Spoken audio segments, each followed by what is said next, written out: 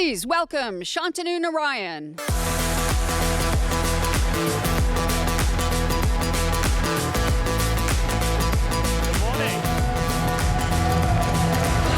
Good morning. Good morning. Welcome to Adobe Summit. It's so great to see so many of you here with us in Las Vegas, and also a welcome to the thousands who are tuning in online. Thank you all for joining us. As we come together for our 23rd Adobe Summit, it's incredible to reflect on how creativity has evolved and the transformative role that it's played in creating and delivering digital experiences. I really believe we're in the golden age of design, and enterprises all across the globe are investing in people and technology to elevate the look and feel of all of their communications. It's incredible to reflect on how much marketers drive in terms of the creative work as brands look to stand out as well as engage with customers more effectively across all channels. And AI is accelerating and expanding the creative aperture for everyone even further. It's opening the content floodgates, tapping into everybody's imagination, and massively expanding the number of creative assets that are being designed, edited, and delivered. Since Adobe's founding, we have been passionate about helping people and enterprises unleash their creativity and share their stories and brand with the world. And today we're enabling everyone with a creative idea to bring it to life across all media types, whether through imaging, design, video, 3D, AR, VR, and across desktop, web, and mobile. We're advancing creative expression with our amazing, amazing global community and reimagining how we deliver AI so that we can deliver even more magic. We continue to innovate in flagship products like Photoshop, Illustrator, Premiere, After Effects, and Express, as well as to infuse generative AI seamlessly across all of Creative Cloud so that we ensure that you can create with the power and precision of your imagination. And our new Photoshop web and mobile app, for example, is just part of our strategy to put all of our innovation in the palm of your hand. Our new Firefly application is a comprehensive destination for ideation and creation, enabling you to generate stunning images, vectors, and now video and voice, all in one place. In fact, the Firefly video model is now available in public beta and is the first generative AI video model that is IP-friendly and commercially safe, so you can confidently use it for all of your production-ready content. And Firefly and support for third-party models will also be available in conjunction with Creative Cloud. But it's not just creative pros. Every student, business professional, and small business is also looking for quick and easy AI-first applications to help them stand out. We believe that creativity is the new productivity, as communications have become increasingly more expressive and visual. And so with every product launch, we're expanding the lens to make creativity accessible to more people, what we call creativity for all. Adobe revolutionized how digital content is shared, viewed, as well as preserved with Adobe Acrobat as well as PDF, and it's now become the de facto standard for document productivity. We recently released AI Assistant in Adobe Acrobat and Reader, unlocking even greater value from the trillions of PDFs around the world. Because it empowers everyone to shift from reading documents to having an interactive conversation with a PDF, generating summaries, extracting insights, as well as using it to compose visual presentations and reports. We reimagine creativity for a broader set of customers with Adobe Express, the quick and easy Create Anything app. And we're bringing the powerful technology of products like Photoshop, Illustrator, and Premiere to Express to deliver the best of Adobe to customers of every skill. And we believe that the combined power of Acrobat and Express will make the journey from document creation to consumption smoother than ever. With all of this explosive growth of content, Adobe has focused even more on bringing creativity and marketing closer together. Our goal is to help you create and deliver personalized content at scale across channels from mobile apps to social media, email, as well as advertising. Because we want you to build the emotional connections with your customers and delight them with even more connected experiences that deliver greater customer loyalty as well as lifetime value.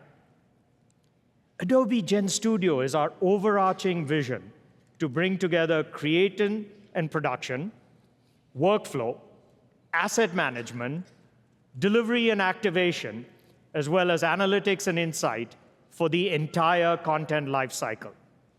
And so everyone from small and medium businesses, digital agencies, to marketing departments in the largest enterprises can achieve high-velocity creative expression with instant activation.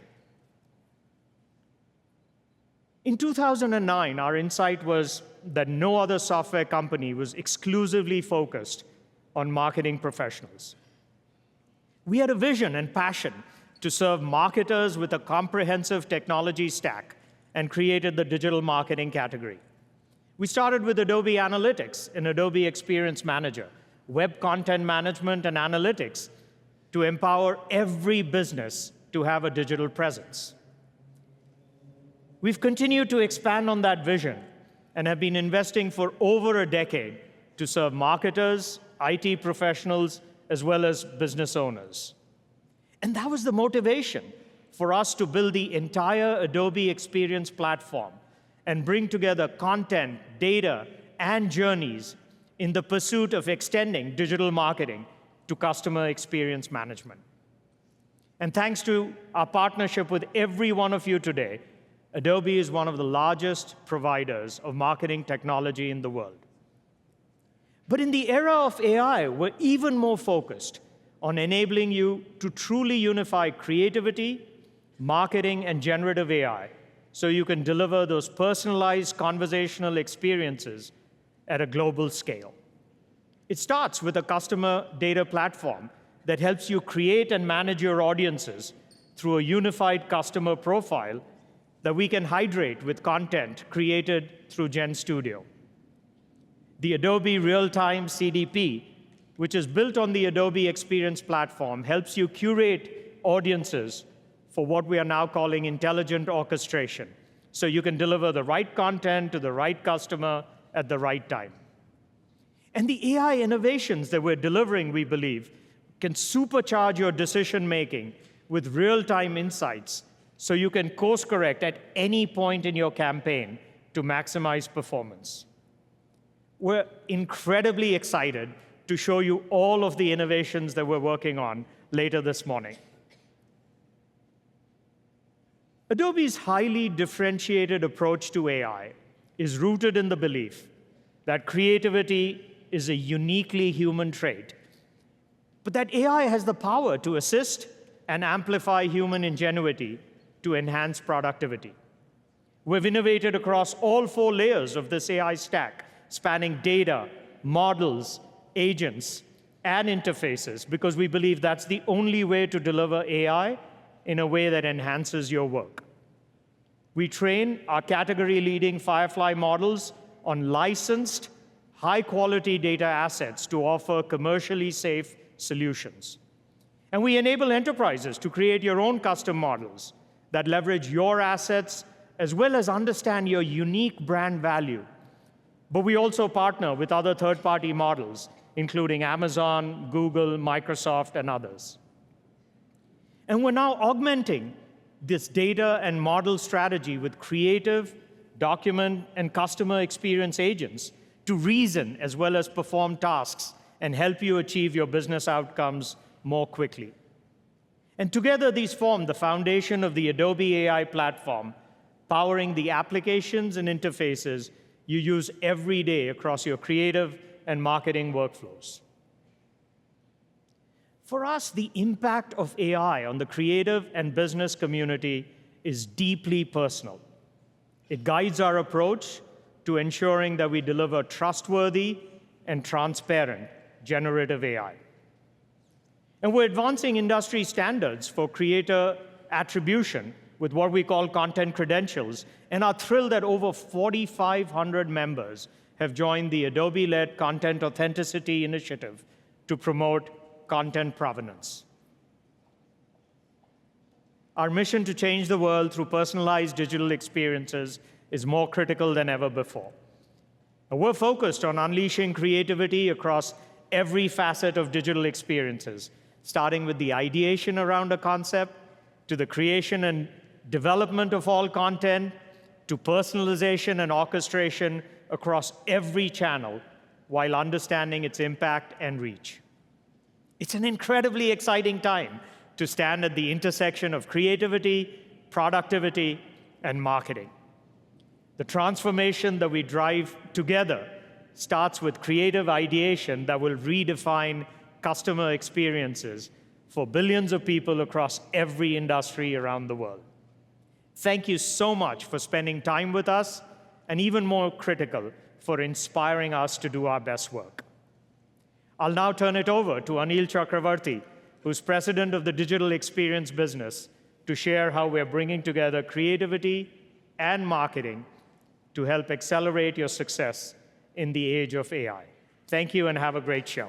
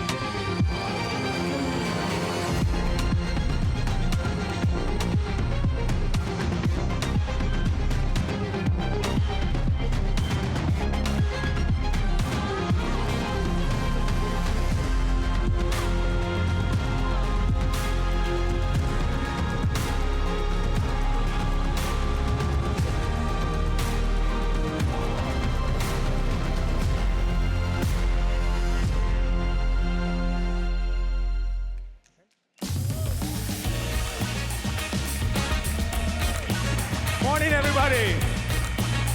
Thank you, Shantanu, and hello, everyone.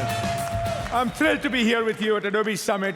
We're really excited to connect in person with our customers, our partners, and our community. And for everyone participating online, thank you for joining us. What an incredible global community. Thank you again. Your work inspires us to innovate. Look at these amazing businesses on screen, and we're excited to hear from them, these industry leaders, during our keynotes, as well as the strategy sessions that follow the keynotes every day. And they're inspiring stories of companies showing us what's possible in customer experience, using our products to serve and delight their customers. And this just touches the surface of the terrific work being done around the world and across industries today by all of you. Truly impressive. Thank you for sharing your stories at Summit. We hear from you each year that the opportunity to connect with your peers is incredibly valuable. The best of the best are here at Summit. So please take the opportunity to network, to learn, and to share your expertise. Shantanu talked about the evolution of Adobe. We created the digital marketing category 15 years ago and brought together creativity and marketing. It started with Adobe Analytics through our acquisition of Omniture. And many of you have been our customers since then, and we really appreciate the trust and the partnership. We then expanded our portfolio significantly with Adobe Experience Manager for web content management and Audience Manager for delivering audience segments based on customer data. Then, to enable digital customer journeys, we added Adobe Campaign for email marketing and Adobe Target for content optimization. We established digital marketing leadership on the three key dimensions: content, customer data, and customer journeys. And these apps continue to be the foundation of digital marketing today. Let me give you a proof point. The Super Bowl, just last month. Many of you rely on Adobe to create and deliver the experiences that make your brand stand out during the big game. In fact, I'm pleased that the National Football League has named Adobe as an official fan experience partner of theirs. Just a few stats about the Super Bowl. Adobe Analytics processed over 1.5 billion server hits. We delivered over 550 million emails via Adobe Campaign, as well as 1.7 million concurrent media streams. And AEM supported over 500 million multimedia experiences, including dynamic images and video. We have seen strong adoption of AEM Cloud Service with Edge Delivery Services after launching it a year ago, helping you achieve the fastest web performance, gain more organic traffic, and increase engagement with your customers. And just last month, our customers created over 1,000 new sites with Edge Delivery. And over 300 companies have already adopted AEM Site Generate Variations, which we launched last year to help you create and experiment using Gen AI. Another great example of creativity and marketing coming together, and thank you for trusting us to power your digital marketing. By the mid-2010s, we saw that our products were critical beyond digital marketing. They were essential for the entire customer lifecycle, from acquisition to engagement to retention to loyalty. So we created the category of customer experience management to help you address the convergence of digital marketing with the end-to-end customer experience. We introduced new best-in-class applications, including Adobe Commerce and Adobe Marketo Engage. And a couple of years later, we added Workfront to our portfolio to help you organize marketing workflows and to serve as the foundation for your content supply chain. Then in 2019, we launched the Adobe Experience Platform with unified customer profiles to deliver real-time experience, which was critical to help you achieve the vision of customer experience management. We built new apps natively on AEP to help you enable this. Real-time CDP, Customer Journey Analytics, Adobe Journey Optimizer, and Mix Modeler. It has been an incredible success. Thank you for working closely with us to continuously drive that innovation and industry-leading performance. Today, AEP manages over 43 billion profiles.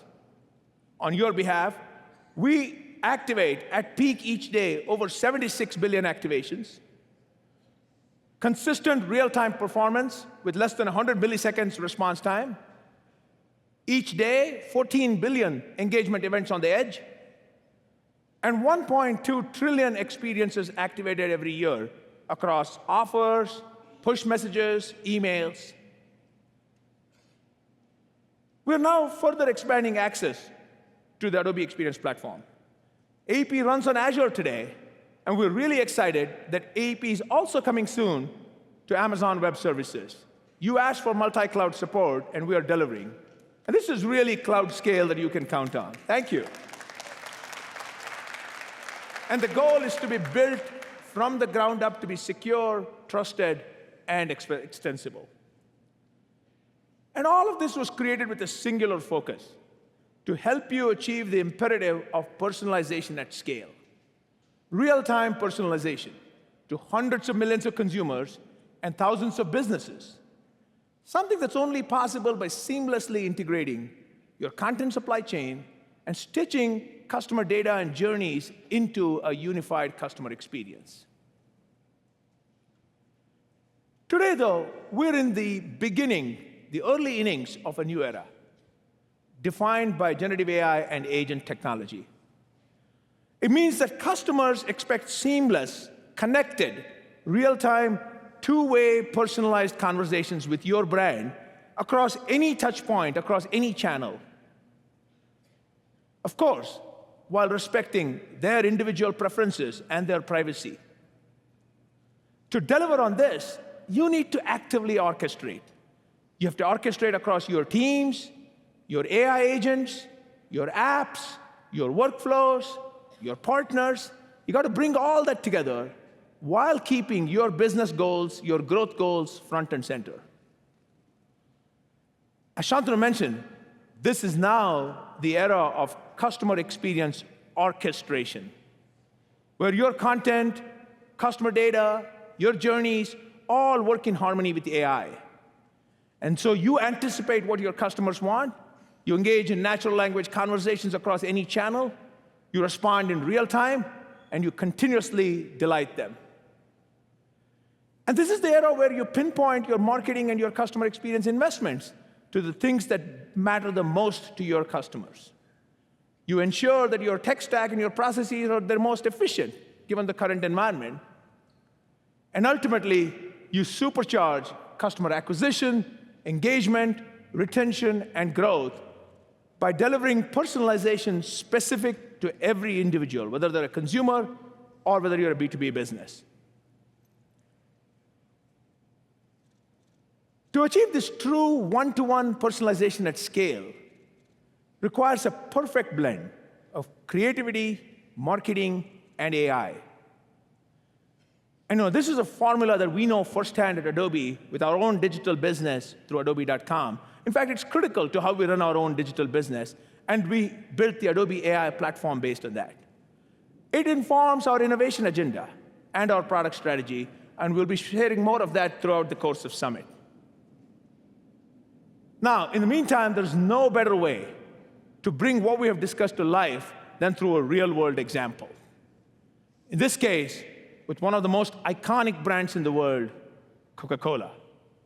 The Coca-Cola company is rightly recognized as a leader in creativity and marketing. So I am really excited to welcome Shantanu back to the stage with the chairman and CEO of the Coca-Cola company, James Quincey.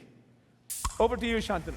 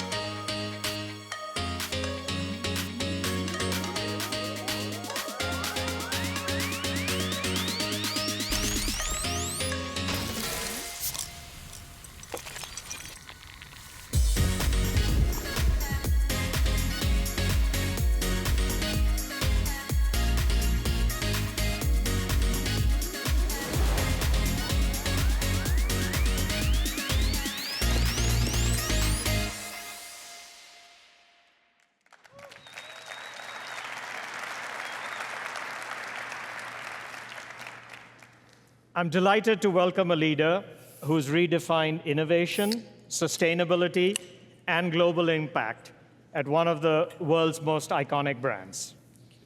As chairman and CEO of the Coca-Cola company, James Quincey has driven transformation, expanding beyond classic beverages to meet the demands of a changing world. And with a career spanning multiple continents and cultures, he brings a global perspective on leadership, innovation, and reinvention. Please join me in welcoming James Quincey.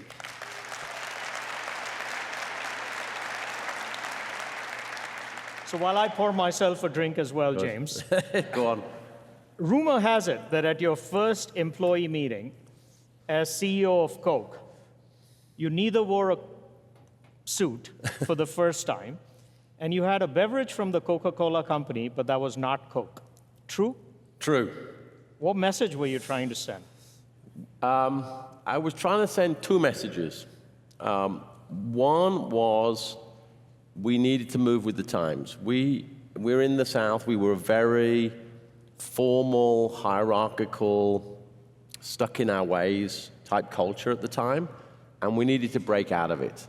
And so the message, and actually if you look at when I was announced, and all the fancy shows like this that we did, and investor stuff and blah, blah, blah, if you'd ask people the next week what's the one thing they could remember, and the answer was he wore jeans and it wasn't Friday. I know that's weird for all you tech people, but like that was a big deal 10 years ago at the Coke company, and I got a lot of hate mail from local tailors whose business was to put people in suits and all sorts of things. But the message was very clear about the culture had to change. And the second thing was about the product. We had got ourselves trapped strategically in the idea we wanted to be a total beverage company, but everything we looked at, people said, but it has to be Coke first, and you have to love Coke the most. But you can't have you can't have all these different apps if one has to be loved more than the others. You need to be able to choose. You need to be able to choose Topo Chico, and I need to be able to choose Coke. And if you don't allow that, you trap everyone in a brand strategy that doesn't let the people choose. You're trying to sell what you make rather than make what sells. And so the two things had to be broken down. And the reason I did it by what I wore and by what I drank is a very famous old CMO of Coke once said, everything communicates. And largely, it's not what's on the PowerPoint. It's not what's on the screen with all the fancy technology. It's not what the CEO actually says. It's what he does. And the thing they can remember is I was wearing jeans and I wasn't drinking a Coke on that day. And that was a very powerful communication for them. That's great. We'll go back a little bit. I mean, one thing we both have in common is we were actually aspiring electronics engineers. So we could spend our time talking. We could spend our time talking about transmission lines and capacitors and inductors, but I don't think people are here for that. But just a little bit about your personal journey. I mean, I know you were in consulting for many years.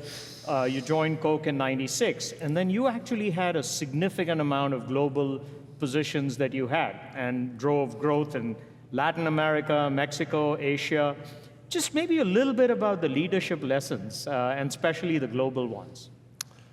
I think the first thing I would say is there wasn't a grand plan. So all of you out there who haven't had a 20-year career plan written out for the last 19 years, I didn't either. I'm not saying that's necessarily the best advice for everyone to just go with the flow, but I had joined companies, whether it was in consulting or at Coke, that was very interested in growing the people and their capabilities, and so the opportunities came along. So I didn't have to have a weird career plan. I just went and did things that were interesting. So I always say, as one of my bits of advice, is do something that you're really interested in, because the chances of you getting out of bed in the morning and giving your best are much higher if you like what you're doing than if you don't like what you're doing. So like what you're doing. The second thing that I would say is, particularly as it related to Coke, and Adobe is absolutely the same, growth is what drives the machine forward. And so in each of those general management jobs, there came a time where something bold needed to be done. Some reinvention was needed. And so having the courage to make the bold decision and go all in on something. I mean, you changed the way Adobe was connected to creativity and marketing. Every one of those jobs had a moment when there was a super big decision that was needed. And being courageous enough to do it is relatively rare in general management. Lots of other people, there's lots of process and blah, blah, blah, and it goes on forever. But actually going, no, this is the moment for the big decision. It always came at some point. Well, you talked about reinvention, and Coke certainly, I think a lot of people here may not even know that while Coke was known for the first 100 years, you've really transformed it to this total beverage company, as I read it, 200 brands, and 30 of which are more than $1 billion of business. So, for everybody in this audience, how do you think about innovation? I saw a presentation of yours where you called yourself the chief agitator for innovation. So maybe, touch on that, James. Yeah, I mean, innovation, firstly, comes in many different shapes and sizes for us.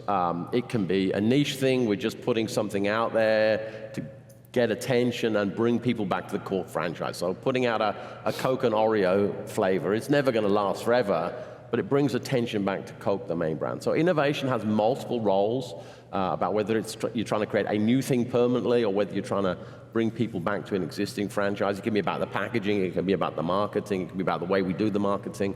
But when we're talking about the core product, it's really about trying to serve unmet needs and expand the universe. As the industry has grown, you started with Coca-Cola. You started with a cola. And then you got, eventually, after decades and decades and decades, someone said, well, what about a calorie-free one? And then someone said, well, what about a cafe? So they're always looking for the fill-ins around the big ideas. The problem at Coke is we have more ideas than are ever going to work. And so whilst I have one role, which is chief agitator to do something, whether it's continue to make the core brands relevant for the next 10 years as they have been for the last 140 years, or do something new. I'm also, and the PR people tried to stop me in the old days from saying it, I'm the chief zombie killer. Because whilst we have 200 brands now, 5 years ago we had 400. And that's the brands. If you think they come in multiple package sizes, the number of brands times number of packages is in the thousands. And every brand manager turns up, I don't know if it's the same at Adobe or something, and they see a product that's struggling and hasn't worked for the last 3 years, and they go, I can fix it. Just one more campaign. We can do it, or one more reprogramming, or whatever. We'll produce the content for you. Yeah, exactly. And we've got lots of people who love your stuff, and they can produce. But no, it's like, no, the time has come. It needs to be put to bed. And so actually, the 200 used to be 400. And again, in the middle of COVID, we took the decision to kill half the brands. So I agitate, but I'm also, if it doesn't work, and it's got to go. We'll get into marketing because the entire audience here is about marketing. But before that, just one other thing that fascinated me about the Coca-Cola company is your ecosystem of partners.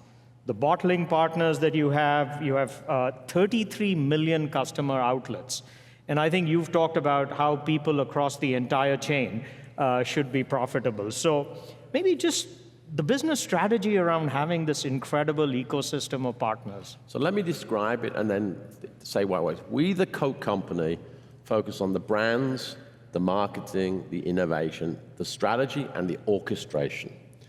We then have several hundred what we call bottling partners. They physically receive a concentrate, the secret concentrate from us.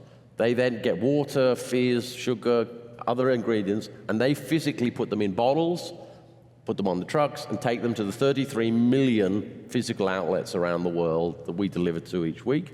And we're selling approximately 2.2 billion 8-ounce servings of our products every single day. So today, there'll be 2.2 billion of our products consumed. So it's a massive physical system, and that's just us and the bottlers, and then you get the metal and everything else.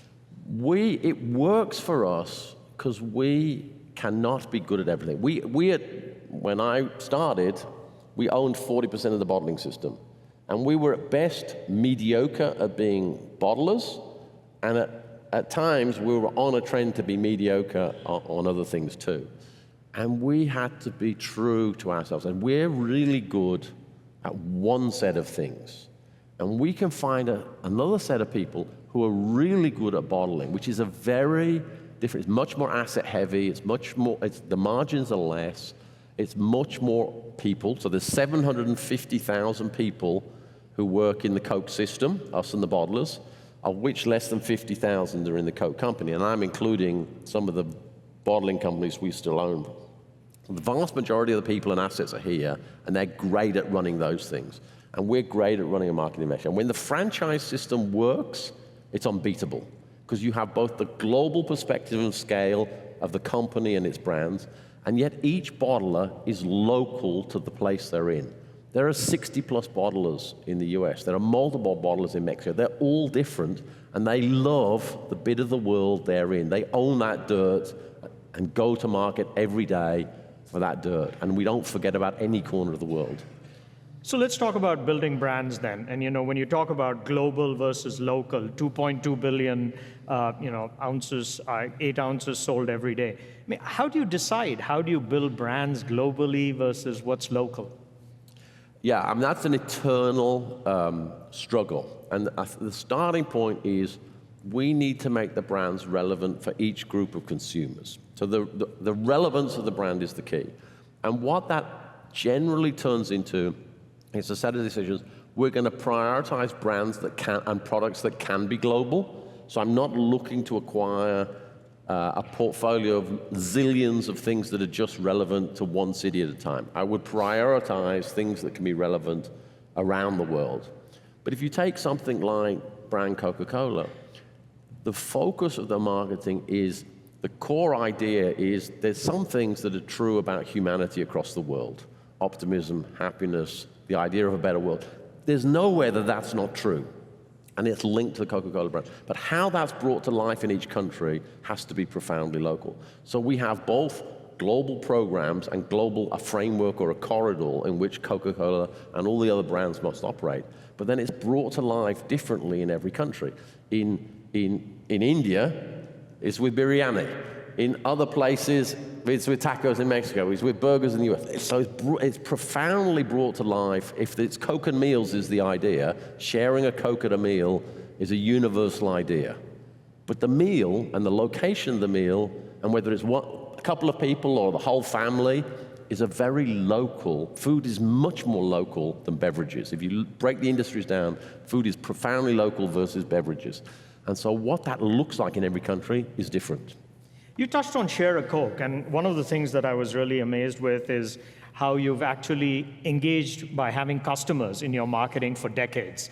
And the story around how you started the Share a Coke with the intention of everybody being allowed to have their name on a brand, I mean, that was pioneered well before social marketing or social media. Maybe, how do you think about integrating customers in your campaigns? And the pros and cons of that. Yeah, so I mean, firstly on Share a Coke, it was really one of the first pieces of digital marketing at scale. The reason it never happened before is not because the idea of personalization never existed. It just was not practical at scale. I mean, in your intro, you have creativity and you have scale. For me, I can find plenty of creative people with lots of ideas, whether it's customers or my pushback is, how will it ever be big? And so think digital marketing. You could always print your own label and stick it on a can. But when I make 2.2 billion a day, for those of you interested in the technology of how you make a label on a bottle, the label on the bottle comes in a mega reel, like I'm not exaggerating, huge reel of labels that is tens of thousands on a reel. But to print that reel is like printing a newspaper. In the old days when it was analog, they all had to be the same. And so every bottle had to be the same.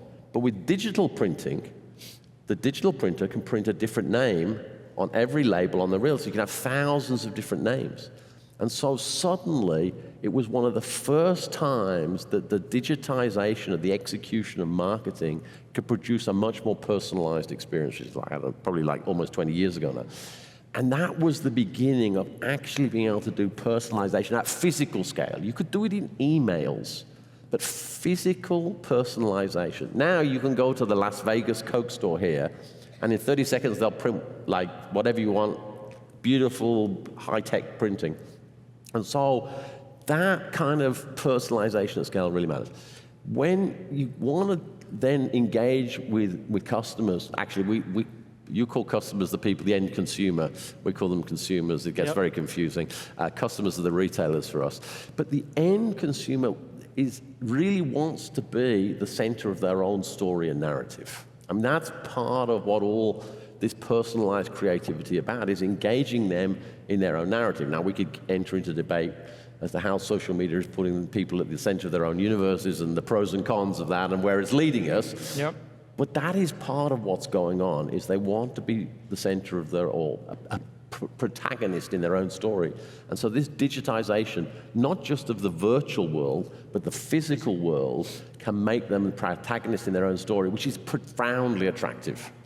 More recently, I think during the holiday season, you actually pushed the envelope with using AI in some of these campaigns. And a lot of people may not know, you actually started that work well before AI sort of became mainstream.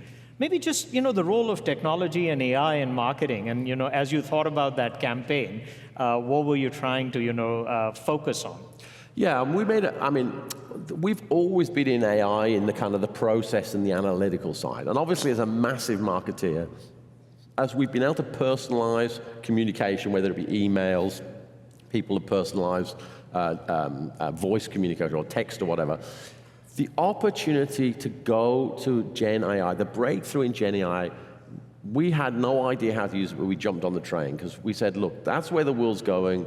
let's at least get on and let's understand, because we're big and that tends to make us slow, if we're not in at the beginning, for us to get to scale, we often end up too late. And so we started with the Gen AI on the pictures. And actually, one of the first scale usage of Gen AI on pictures, we print a lot of point-of-sale material. Those 33 million outlets we go to, most of them are mom-and-pop stores in the emerging world. And there's a picture of a Coke, someone drinking it with an ad. In the old days, there was a photographer and a specialist somewhere, like putting all that together. Now, there's a Gen AI program that can have a picture of me and you having a pizza or a curry, sharing the drinks we want to drink, and if they want to change the drink you've got or me got, they just press the button on the Gen AI, and they can print it and send it to the source. So this revolutionary static imagery has occurred that's making a huge change to the way marketing happens. Physically printed. The next stage was, okay, when's video coming? And that has come now. The ad we made for Christmas, for those who can't see, you can look it up on the internet. It's a nice, Christmas ad with the polar bears and the truck. What's interesting about it is a few things. One, it was cheaper to make than historical regular ads. It was much quicker to make, so it was a huge productivity opportunity. The limitations, what couldn't it do? It cannot produce resolution on people's faces that humans will buy into. So the boundary is still inanimate or kind of animal scale resolution of the picture. We generally want to make ads with people in. So it's super interesting because you can make a video with music and voice, and you can customize it endlessly, and we can talk about where customization could take us. So it's super exciting, but it is not yet at the stage when it can make all our ads, because we want people in them. And humans are incredibly effective at noticing AI that's not actually a human. It will get there. I don't know how long it's going to take. But when it breaks through and marry that idea with what is the ultimate unit cost of making that, and I think it's going to be a huge wave of marketing revolution and creativity. So maybe just, looking around the corner, and if you had a wish list of how you would like creativity and AI to help you transform how you market to consumers, what do you see around the corner? As someone once said to me, you can't see over the horizon. I think there's going to be a struggle between two ends of the spectrum. One is, as the technology develops, and especially as humans can be resolved into the Gen AI programs, the question will become, in part, what is the cost of every time I make it? Because let me give you the futuristic one end of the spectrum, which is the cheaper it gets to make Gen AI, the easier it is for me to put you in the ad on your phone and put someone else in the ad on their phone, because I just pick up your picture and drop it in the ad. So I make you the protagonist of the ad. If that's cheap to do, great, I put you in. The next stage is to say, well, you looked at your phone, but you didn't buy the product, and I know you didn't buy it. So today what happens is it goes back to a bunch of humans, and they gnash their teeth, and they go, well, okay, what can we do to make Shantanu click yes? In the future, the AI can do that. It can go, well, okay, he didn't click yes, but if it's cheap to redo the ad, I'll just make a few changes in the ad, like a A/B test, and redo the ad, and then re-show it to Shantanu, and see if he clicks. And I'll keep changing it until he clicks yes. And so the lower the cost of the ad, the more I can set up Gen AI plus some sort of intelligent engine to chase you until you click yes. At the other end of the spectrum will be a whole load of annoyed consumers. And they will start going, man, this is like gone from Minority Report to something really weird. Now I'm in it. I want to buy those apps that block everything. And so I block everything, and where does Coke then spend its money? Maybe I have to spend it on live experiences, because the only thing you can't avoid is a live experience. Look at how live experiences are growing. Look how the music industry is trending. All the money is in the live experiences. So this interplay between creativity, the cost of the creativity, people's level of annoyance between being flooded and live experiences, in the center will be the quality of the creativity. I'm willing to let in the best stuff. I don't want to be spammed with rubbish. Yep. And that interplay between these three different poles, I think will put a premium on core creativity. Maybe last question. As you sit at the center of one of these largest companies with an iconic brand, we all think about purpose and we all think about responsibility. So maybe just a little bit about, as CEO of Coke, how do you think about advancing purpose for companies? Yeah, well, firstly, you've got to understand what it is. And I think, we have reflected on purpose over the years and come back to the very essence of where we started, which was to refresh the world and make a difference. It's all about the business we're in. Refresh the world, we're a beverage business. We're not in any other businesses.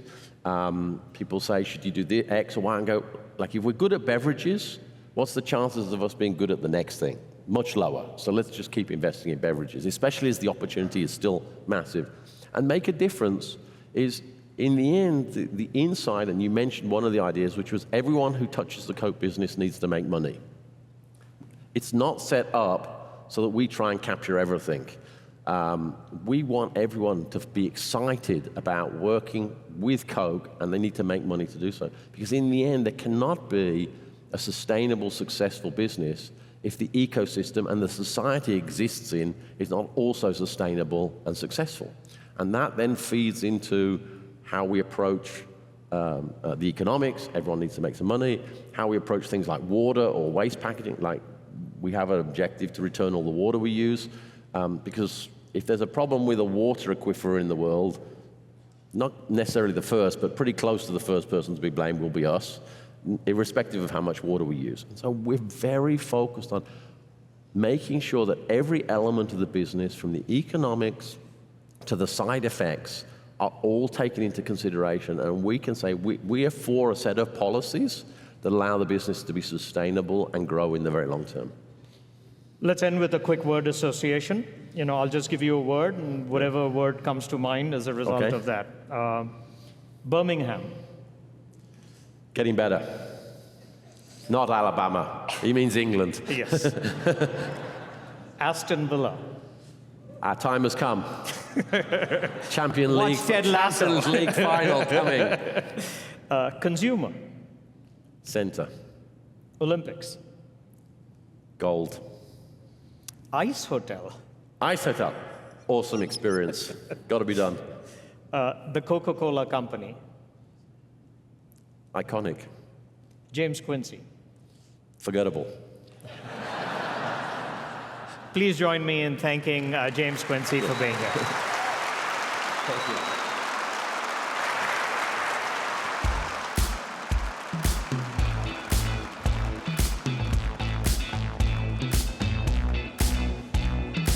Thank you, James and Shantanu.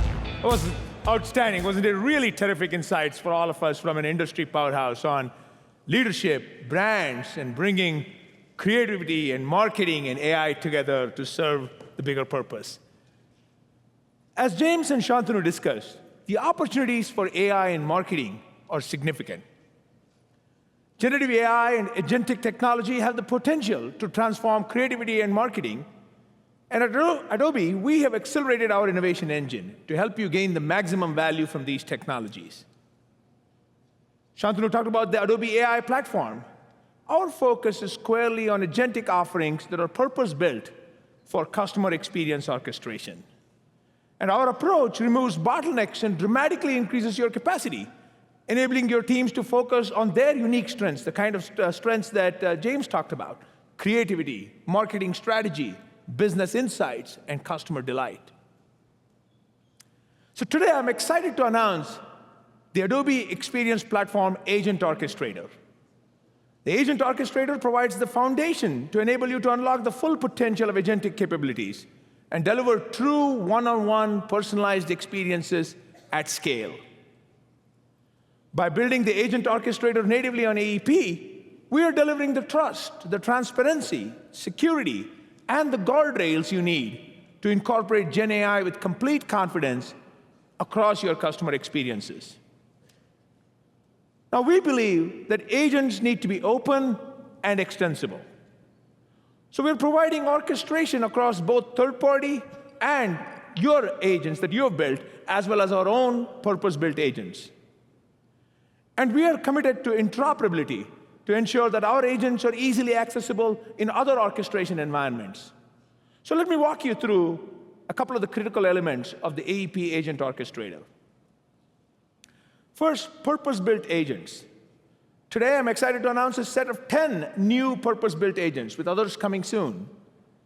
And together, they will supercharge your team's capacity to deliver personalized experiences at scale by an order of magnitude. Each customer experience agent addresses a specific area where marketing and CX teams are overburdened and where your current processes can become bottlenecks. The agents help you deliver specific business outcomes and free your teams to focus on the work that matters most. So let's take a closer look at a couple of these agents. The site optimization agent serves as a powerful ally for product owners, marketing managers who are responsible for the overall performance and business impact of their web experiences. The agent keeps web experiences operating at peak performance by finding opportunities to optimize the site and then executing on those optimizations across your web experiences, including page speed, traffic acquisition, engagement, and conversion. The site optimization agent is able to identify optimization opportunities, including current site implementation, your content and your code repositories, traffic and engagement, and page speed performance, and then suggest prescriptive code and content enhancements to automatically capitalize on those optimization opportunities. And importantly, it can assist marketers in deploying these recommendations through an automated workflow. So every AEM customer, we believe, should really check out the site optimization agent. It can have a significant impact on the performance of your web properties. Let me take a look at the second one, the audience agent.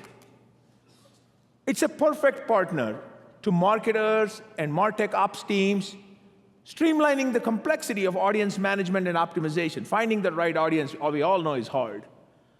The audience agent assists practitioners who manage hundreds or even thousands of audiences by curating and segmenting target audiences, defining personas for campaigns, and optimizing audience targeting. So with capabilities like detecting audience anomalies, identifying overlapping or duplicate segments, and analyzing engagement behaviors and conversion signals, the audience agent aligns the best target audience to your business goals.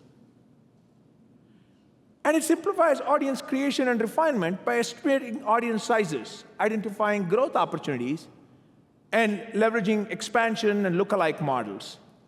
So by automating these critical tasks, the audience agent enables audience specialists, campaign managers, marketing operations teams to focus on more strategic aspects like growing and retaining your key audiences, ultimately driving more effective and impactful marketing initiatives. Again, runs on AEP, and every real-time CDP and Adobe Journey Optimizer customer should really check out the audience agent. So I gave you a flavor of these two agents, so there are 10 new agents. The second critical element of the AEP Agent Orchestrator is multi-agent collaboration. The Agent Orchestrator uses adaptive decision-making to coordinate across multiple agents. Again, agents in our family of agents, as well as ones that you have in your ecosystem, to accomplish key goals while balancing computational efficiency, execution time, and resource utilization. The third key aspect is the reasoning engine, which uses inference models, processes context-specific data, constructs predictive models, and builds orchestration plans to understand the consumer's intent and make decisions to continuously optimize towards a goal. And finally, the customer experience models. These are proprietary, fine-tuned, small language models within the agent orchestrator. They're grounded in your CX data and use cases while maintaining your privacy and your data governance. And they're essential to maintaining precision and high quality in chain of thought reasoning. So that's what makes it possible for them to understand intent, avoid hallucinations, and clearly explain their reasoning if required. So based on the agent orchestrator, today I'm pleased to announce a brand new agentic app, the Adobe Brand Concierge.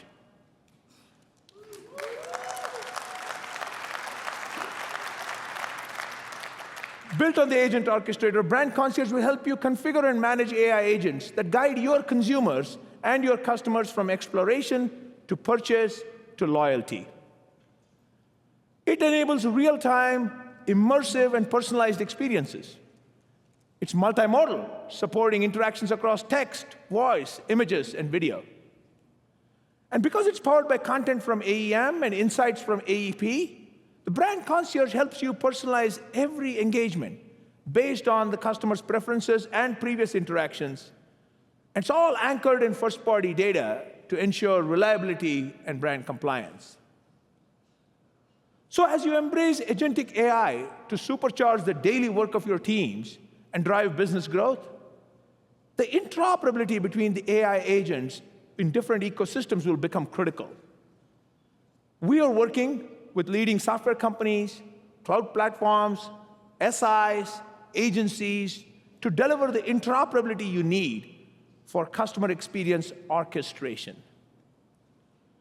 And with these partners, we will support agent use cases across the customer lifecycle, including marketing, customer service, ERP, HR, collaboration and productivity, and data management. So let me highlight a couple of them. With Microsoft, we're developing the Adobe Marketing Agent for Microsoft 365 Copilot. This will enable marketing practitioners to interact with content, journeys, data, and insights from Adobe apps using natural language prompts via the Copilot directly in the Microsoft 365 apps that they're using, Word, PowerPoint, and Teams.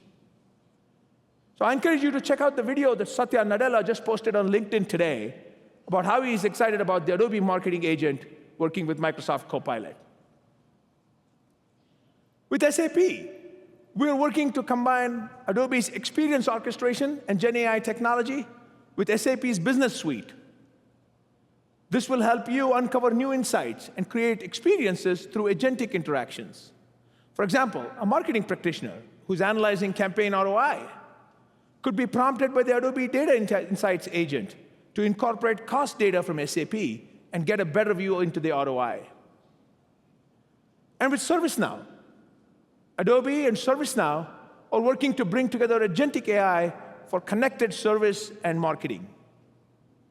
By integrating Adobe's expertise in customer experience with the Now Assist framework, you will be able to automate agentic workflows and deliver personalized experiences at scale.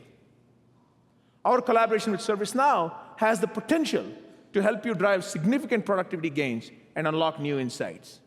We'll actually have ServiceNow's Chief Marketing Officer, Colin Fleming, with us in tomorrow's keynote, talking about the great work that he and his team are doing. So that's the overview of our comprehensive portfolio to support you. With best-in-class apps, a real-time cloud-scale platform, and now agent orchestration. Purpose-built agents designed specifically to support the high-value cases you need to deliver compelling customer experiences, all built on a strong agentic ecosystem. These are the ingredients that you need to deliver on that promise of bringing creativity and marketing and AI together for personalization at scale.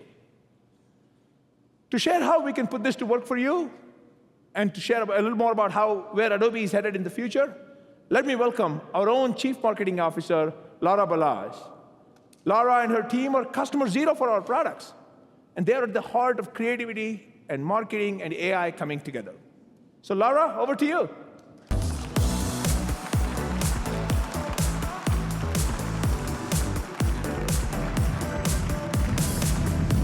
Thank you so much, Anil. And it is so awesome to be here on this summit stage. Before I came to Adobe, I was a customer of Adobe's for many years, and I spoke at Summit. So you can imagine how excited I am to be here today and to be running the global marketing organization that puts this event on with all the beautiful imagery. So excited to be here and part of Summit. I am what you call a career marketer. I've had the privilege to work at terrific brands and products, lifestyle brands, fintech, B2B, B2C, and no matter what industry, what really works in marketing is the creative. It is today's innovation that's fueling creativity and marketing coming together to make an impact. I truly believe that when creativity, marketing, and innovation come together, it brings us together. It inspires us, and it transforms the world around us. It's that ability to tell amazing stories, compelling stories with breakthrough images, video, sound, design, that creates personal connection. And it's that, at Adobe, that fuels our teams to innovate, to push the envelope, and to deliver people tools that not only delight them, but expand their creativity. And it's what we're building our AI platform in service to. Just look at this beautiful creative. It's eye candy. As marketers, as creators, we love it, we're inspired by it, but importantly, when our consumers and customers see it, they're inspired and they take action. I've never loved my job more because of all of this, but I know that this job is not easy. Being a marketer is not easy today, trust me. Marketing has been transformed at a velocity that we never thought possible, generally driven by generative AI and a lot of technology that's been coming to the forefront. Along with this, we have social media apps, mobile apps, digital platforms beyond what we ever expected.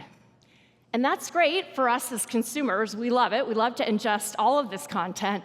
But breaking through is harder than ever before. So you have to find meaningful ways with creative that stands apart. It is a mandate.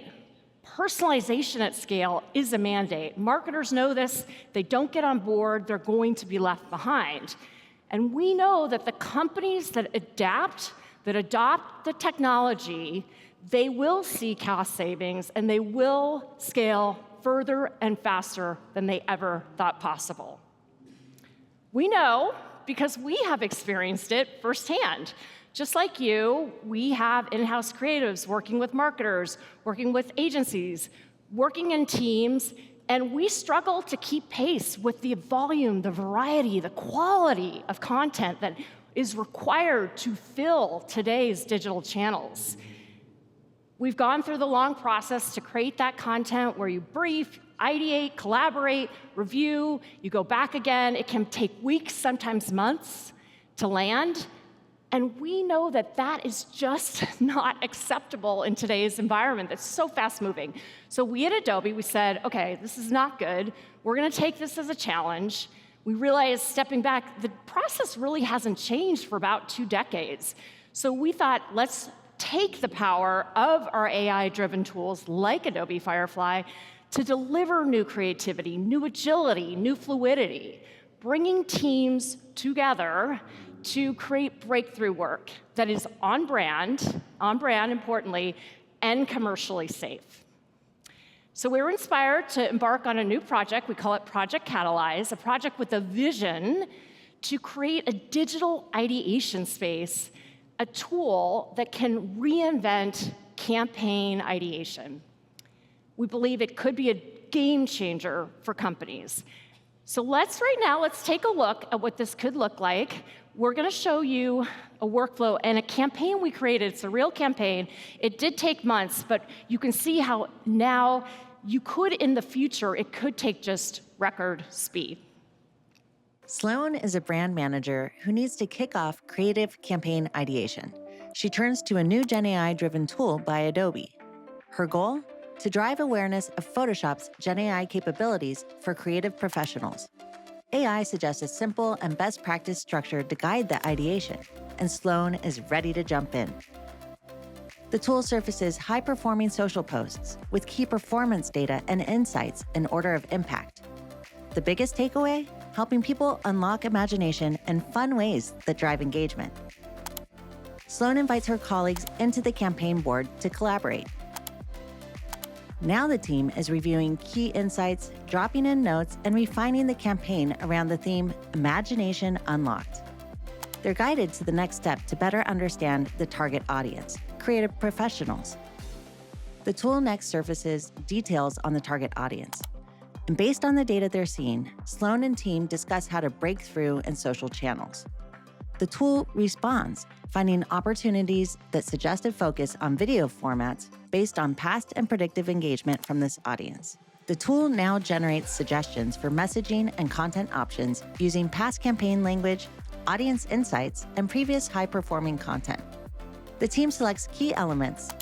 The tool generates a mood board to guide the brainstorm on the campaign's central ideas, pulling in brand-approved assets and generating new ones that align with the campaign direction. The team loves the concept.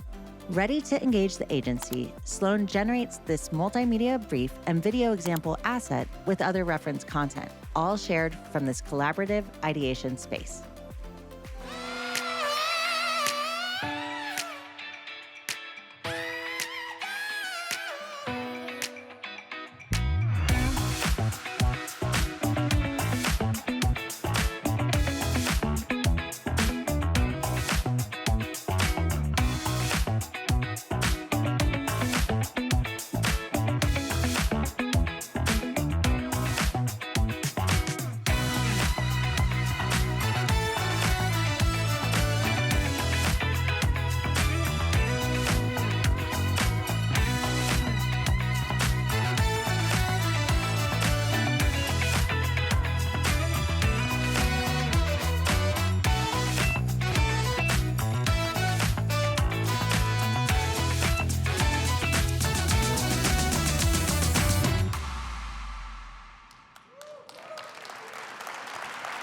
All right, so that's pretty cool, right? Well, like I said, that beautiful campaign, it did take months to create, but you can see how this would take days, maybe less than a day. So we're excited about the possibility of this tool.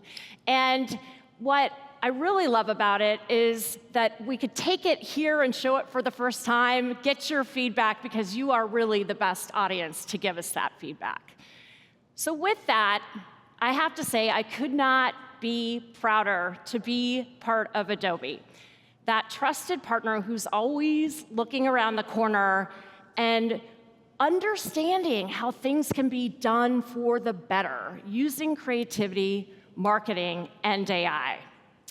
And now I want to welcome my colleague from our digital media business to the stage, David Wadhwani. And what David's going to do is he's going to show tools that we have today that help you manage this entire supply chain of content. So you'll see it all come together. Thank you so much. David?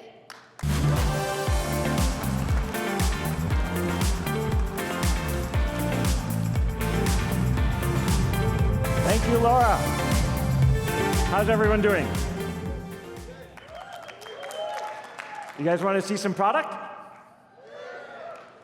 No product for that. You guys want to see some product? Okay. Thank you. Thank you.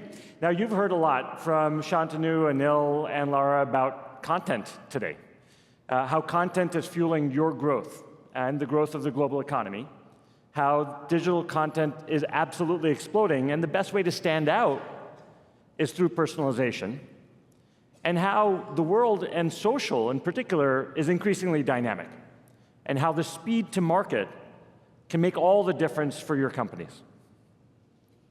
But personalization and agility is really hard at scale. You need a lot more content, as everyone talked about. You need tons of variants because a single hero asset turns into thousands of variations when personalized across products and geographies and languages and demographics. You need to refresh that content very frequently because its shelf life is getting shorter every single year. In fact, studies now show that efficacy on social of your content drops after just a week. And you need it to be cost effective because unlike the demand for content, your budgets are not growing as fast and you have a lot of pressure to deliver that content with less budget and more efficiency. But with all of that demand and all of that intensity that you all feel, studies are suggesting that creatives are spending 21 hours a week on repetitive design tasks that could be automated, and that 80% of large companies say that they don't have end-to-end visibility over the end-to-end campaign supply chain. And that's why we built GenStudio and all of the solutions that wrap that. GenStudio is a solution that helps you control your content supply chain all the way from workflow and planning and ideation to creation and production to delivery and activation to reporting and insights. GenStudio gives you end-to-end visibility across all of your campaign activities. That's also why we built Firefly Services, and you heard Shantanu talk about this earlier. Firefly Services is a solution that helps you produce content at scale.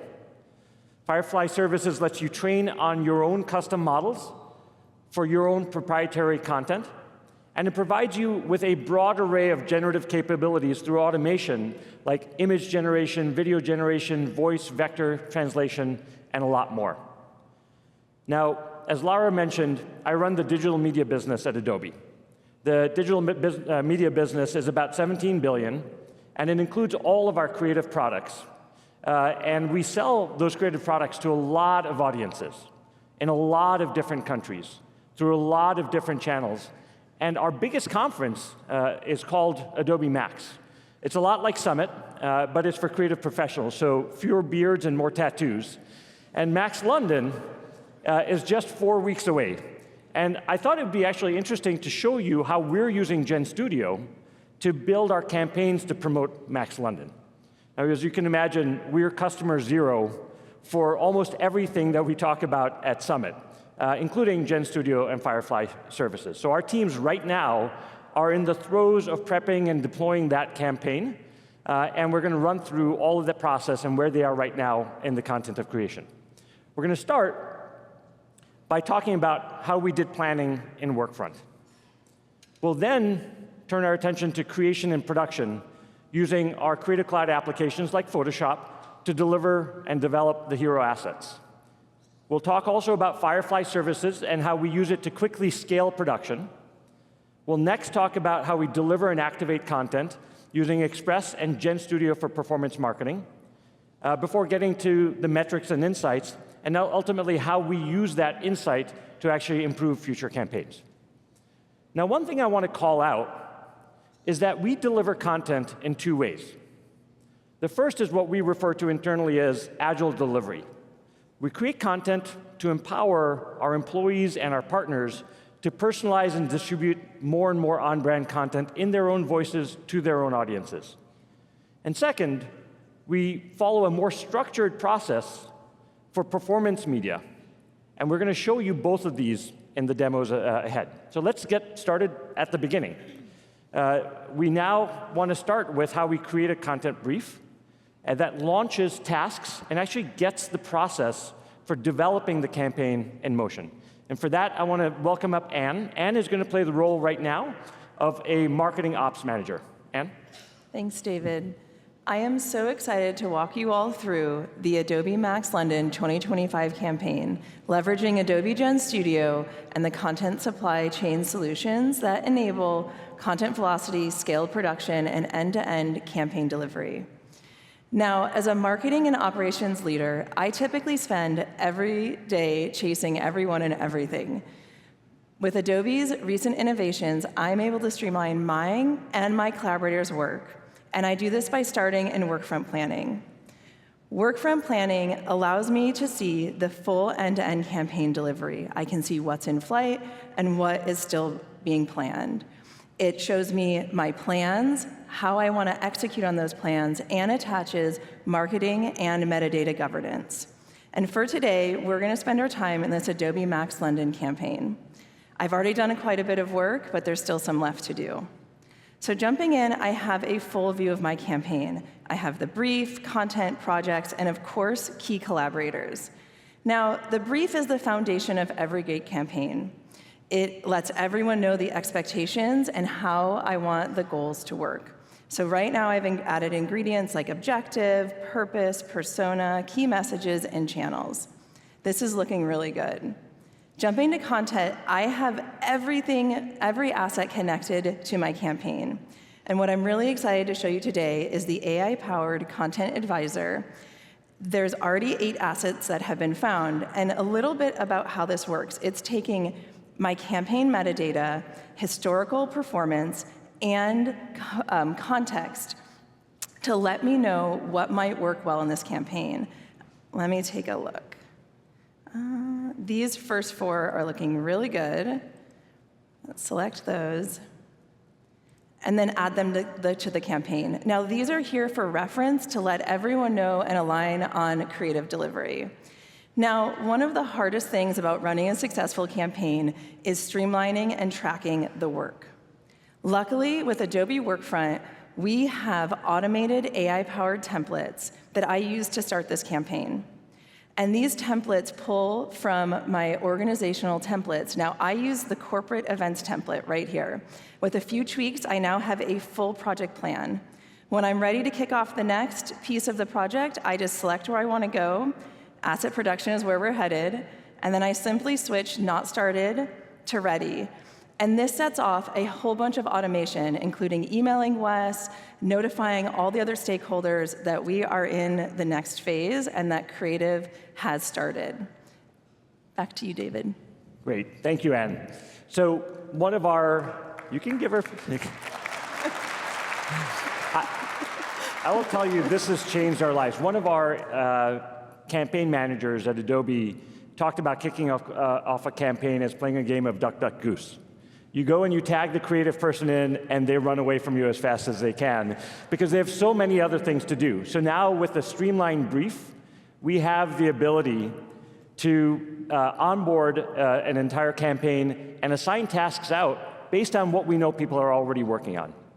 But we're not alone. We've seen an enormous benefit from this, but we're not alone. We have thousands of customers that are using Workfront for this very purpose. T-Mobile, as you see here, streamlined their task management and their review and approval process. So it's been a huge shift for us and everyone using it in terms of the efficiency and the alignment we have across our company and across the supply chain. Now that the campaign's kicked off, the notification has gone out to the studio team, and the studio team is now going to go build the content that we need. Now, before we demo that, I want to make sure everyone knows what Firefly is. We talked about it a little bit, but let me spend a little bit more time on it. Firefly is our family of generative AI models, things like images and videos and vectors, voice and design, and more.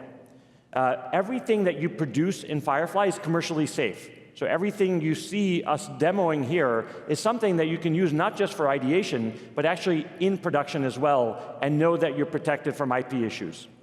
It's also highly customizable. I talked about earlier this idea that you can train Firefly on your own custom models and develop your own training models so that you can take content that is proprietary to you and make sure Firefly is able to generate that content. So let's take a look at how all of this happens. Let's please invite Wes on stage. He's going to play the role of a creative professional in the studio team, and he's going to create and publish content to Express. And then Anne is going to change hats, and she's going to be a regional marketer in Europe. And she's going to show how she can take the content that Wes creates and actually use it to run regional campaigns. Wes? Thanks, David. So as a creative on our studio team, I'm responsible now for updating the templates for Adobe Max London. And I've received a notification here in my email. Now, I'll head on over to Photoshop where I have the original templates from Max Miami, so the design is still good, but we want to switch out the artwork, which you can see in the bottom right. Now let's go take a closer look. Now, it's a beautiful piece, of course, but perhaps it's a little bit tropical for London. No problem.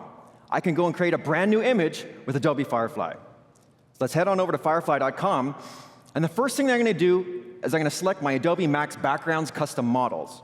And so what this means is that when I enter my prompt, an abstract cityscape, and hit generate, I'm now going to get a brand new image in the Max style. All right, looking pretty good. But now let's dial it in a little bit further. How about this? Of landmarks from London, England, and generate. So again, in a few seconds, I now have a brand new set of images, commercially safe, on brand, and on demand. So, I mean, we can keep going with this, but I'm going to pick this one here with the tower bridge in the bottom, copy that over to my clipboard, head on back to Photoshop, paste that in, and then when I save it up, bam. That new background rolls across my entire design. You can even see we've got the tower bridge here in the background. So this is perfect. This is exactly the type of rebrand that I want to do, and now I want to be able to take these designs and give wide access to it across the company for my colleagues in sales, marketing, communications, and so on, to be able to craft their own on-brand messages without losing control of the design. And I can do that effortlessly with Adobe Express. So I'm going to head on over to Adobe Express, where I'm now going to upload my Photoshop document. And once I've brought it in, I can now set the precise level of creative flexibility that I'd like to be able to offer my colleagues. Now, I don't want them changing the logo, for example, so I'm going to lock this. But I do have a placeholder image when I want them to upload their own photograph of themselves and change that. So we're going to lock that, but allow to replacement, of course. We're going to need a title, so let's keep it in place, but allow them to change what it says. So with these creative guardrails in place, I have confidence that we're going to have on-brand content. I can now share this design as part of my Adobe Max brand library for my colleagues to be able to get access to it. And I can also put some additional creative controls here. So for example, stick to the Adobe colors, use the Adobe fonts, don't add anything new to the composition, and don't take anything else away. And with those guardrails in place now, I have complete confidence that I'm able to democratize this design across the entire company for teams everywhere to be able to use it, and colleagues like Anne to be able to craft their own on-brand messages with. Excellent.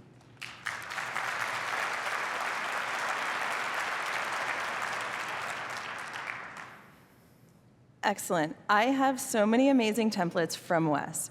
And as a marketer in Europe, I need to send specialized messages out across Europe to a bunch of different people. And with these designs and layouts, I can do just that. Picking the one I want, I can preview it and then use it. And now here I can easily see what I can't change and what I can. The first thing I'm going to do is replace the image. I just go to replace image, and I have all of my assets attached to my project. I'm looking for Bart, and it's right here. So I add him. Now, update the speaker name. Bart de Van de Wiel, great. Now the speaker session. Discover new.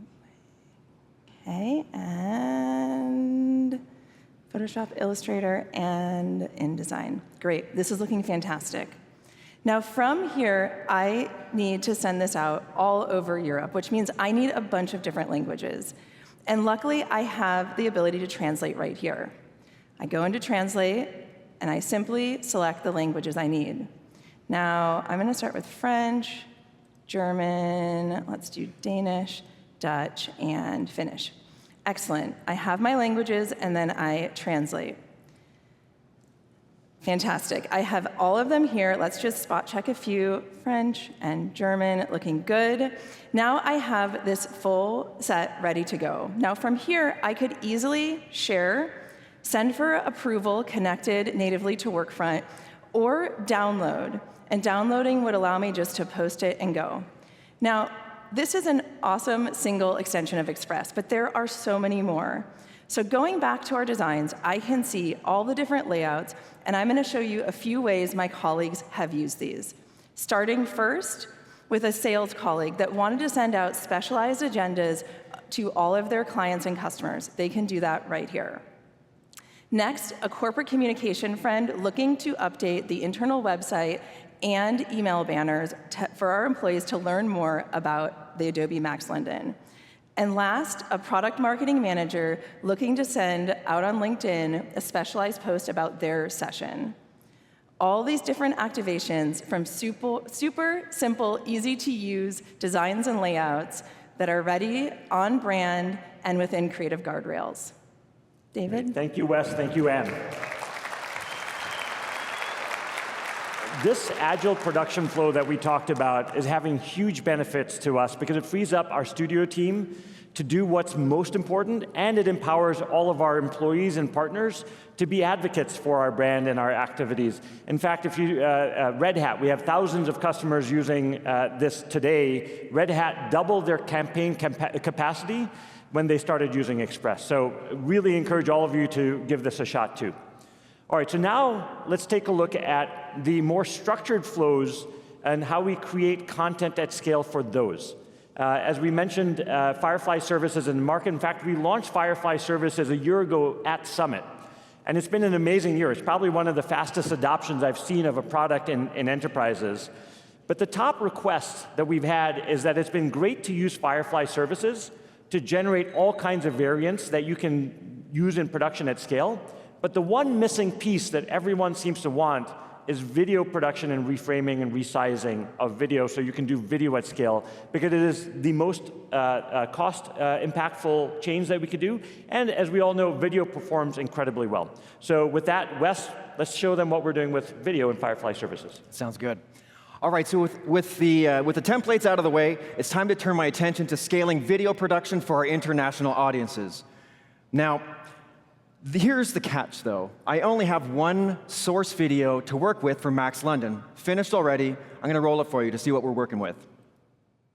Adobe Max London. Get inspired by industry-leading experts, learn practical techniques, and explore the latest trends and tools. In-person attendance is limited, so book early. All right.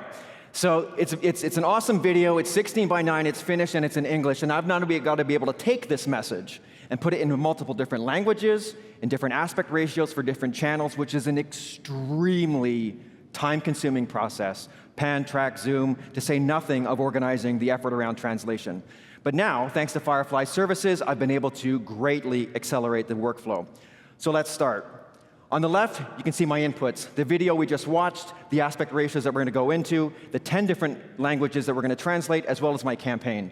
And on the right, these are the steps which are now Adobe Firefly, which I would normally have to do as a creative by hand, creating static titles, translating video, reframing, and then sending the results for review. But now, Firefly Services. Let's check it out. So behind the scenes, here's what's happening to the video. We're taking that audio and we're separating it into music, into dialogue. The dialogue, we're translating it and then dubbing it into 10 different languages, putting it back together. And with the video, we're going scene by scene, pan, track, zoom, normally heavily manual, now automatic. Now, it's very fast and it's powerful, but it isn't instantaneous. Video still takes time to process. So I'm going to skip ahead and show you some of the results that I computed earlier. So here I am in Frame.io, our collaboration surface for review. And you can see I've got my results, different aspect ratios, the different languages are represented. And I want to show you here this one in French. So you'll notice, before I start, it's now square. The action is front and center. The dialogue is in French. And, well, let's take a look. Adobe Max Londres. Laissez-vous inspirer par des experts de l'industrie, apprenez des techniques pratiques et explorez les dernières tendances et outils. La participation en personne est limitée, alors réservez. Now, yeah. And I mean, I want to emphasize, this isn't movie magic. This is the real deal. I made these outputs with the APIs. So it's amazing. Now let's take a look at one more. We're going to squeeze this a little bit more extreme with a 9:16 vertical ratio for your tall phones. And the language is in German. Let's take a look. Adobe Max London. Lassen Sie sich von branchenführenden Experten inspirieren, lernen Sie praktische Techniken kennen und erkunden Sie die neuesten Trends und Tools. Die persönliche Teilnahme ist begrenzt, also buchen Sie. All right, pretty cool. Yeah. So that's 2 languages down. There's only 8 more to go. Shall we? No? Okay. All right. But now, since we started from Workfront, I still have all the context, right? So for all the campaign metadata that I can be able to attach for findability and trackability, as well as content authenticity credentials for provenance. Now, that's just video. Firefly Services is multimodal. We have digital imaging. We just saw audio and video. We can do print, and coming soon in 3D. And so, massive assembly work, multivariate content creation, Firefly Services forte. So again, another example here where we've created a bunch of different banners at scale targeting different audiences with different messages across different time periods and different channels, et cetera, et cetera. And we have, of course, the original layered documents because it is in our creative tool, so we can bring them back if we need to make any last mile edits. So I still have complete creative control. So once I give my creative approval on my assets, they're now packed up and shipped off to the destination where they're needed. AEM Assets, Content Hub, or any other platform where we need it. And now my team can go pick it up and run with it in their activations. And this is the power of Firefly Services, helping me create content at extreme scale and still keeping me in complete creative control. Great. Thank you, Wes. So Firefly Services has been an absolute game changer for us. Those kinds of processes in the past would take us months and frankly be somewhat error prone, but now it happens in minutes or hours, and it's really made us much more agile in terms of what we can do. In fact, you see that it's actually made us much more effective, not only in terms of the speed with which we generate things, but also it's giving us a 30% lift in open rates when we send these because we're able to do more of them and personalize them much more effectively than we were in the past. And we're not alone. We have agencies around the world picking up Firefly Services and GenStudio to make sure that the content that they're working with you on is increasingly effective as well. Monks, as an example, used Firefly Services and reported a speed up in content delivery and a 78% increase in click-through rates for one of the campaigns they ran for a client. So video support is now available. This really is a game changer, and excited to see what you do with it. Now, we have all this ability to create this content at scale now. So the question is, how do we start to take that content and deliver it more effectively? So Anne is going through all of her personalities on stage. Now she's actually a performance marketer. And so Anne's going to show us how she uses GenStudio for performance marketing to take all this content and actually deliver and activate it. Anne? Great. So as a performance marketer, I need a ton of variations to ensure the greatest return on performance media spend. And with everything Wes create, I have that all right here, including the banners, scaled video, social, everything is here.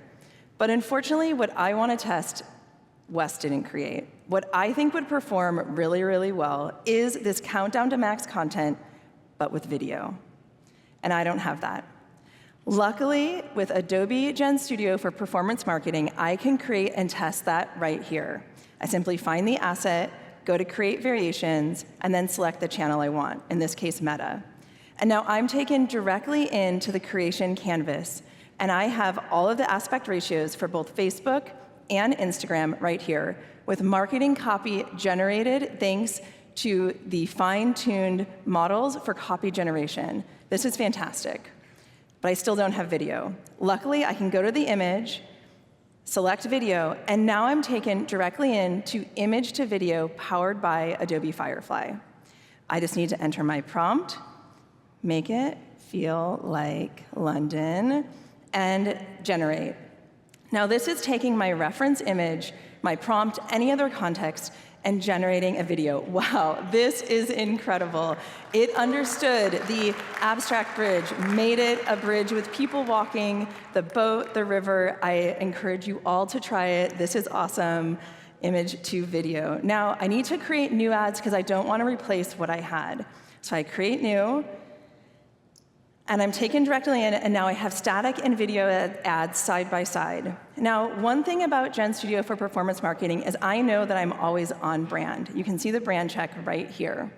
Now, though, it's not just brand. We also have channel and compliance check. With compliance, being done by third parties integrating into the platform. So we have brand, channel, and compliance. I know that my content is on brand, compliant, performant, and customized. I am now ready to send for approval to Wes.